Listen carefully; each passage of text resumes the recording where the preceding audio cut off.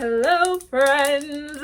So everyone always asks how I always have my nails so long. I always have acrylics, but when I take off my acrylics, like my natural nail is pretty healthy, strong, sturdy.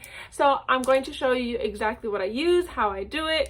And yeah, so let's get straight into it. I actually already made the intro to this video and I accidentally deleted it. So that's why you're looking at my blank no nail hand, nubby hand. Let's start off with what I use. So I use this nail drill. I just bought it from Amazon. She was really cheap. And then I have this little cuticle pusher.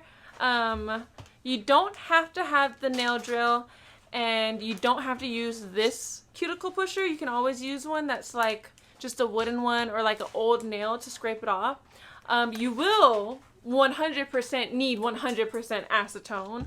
And then if you want to save the acetone, use a smaller little glass like I do, and then have like maybe a nail file or a nail buffer. Okay, so first I start off by clipping off all of my nails. Now the reason,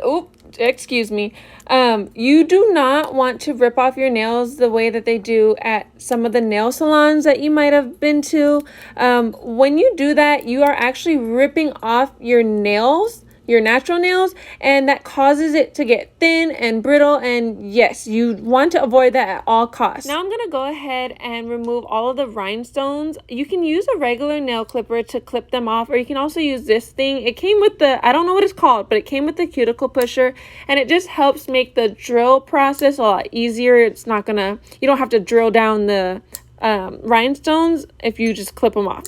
Trust me, it saves a lot of time.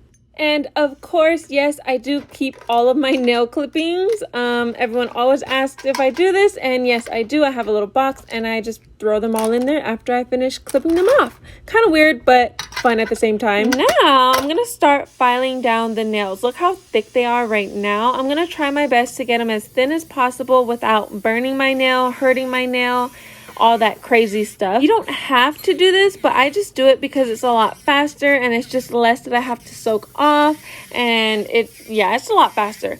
This nail drill was literally only $20 from Amazon. Super affordable. I think it was worth it. It came with a bunch of these bands, and yeah, so I usually switch them out after every set of nails that I do.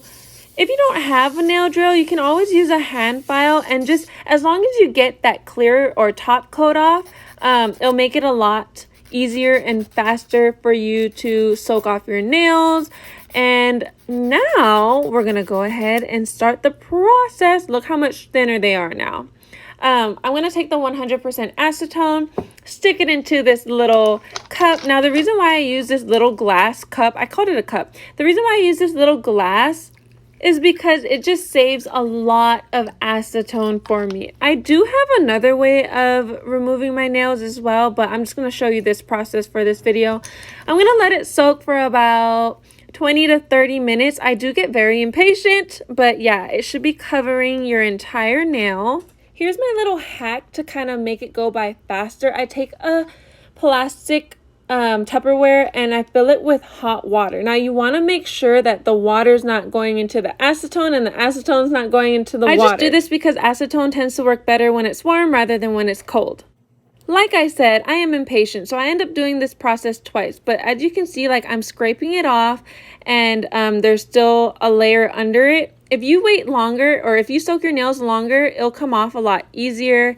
But then I just get the little crusties off and I redo the whole thing again. I let it soak for about 15 more minutes, and then the rest of it just came off very easily, as it should. After this, I go ahead and take a buffer, smooth down my nail for the little pieces that I might have missed. Now you don't want to smooth it down, or you don't want to buff it down too much, because then that will actually thin your nail, and you want to avoid that. Look at those natural nails, just thriving. Went ahead and washed my hands, and now I'm going to apply the cuticle oil. This is very important because acetone is very drying, so that's why it is important you add some oil of some sort when you are finished. And that, my love, is how I keep my nails nice and strong and healthy. I hope this helped. Thank you for watching. Let me know if you have any other questions. Bye!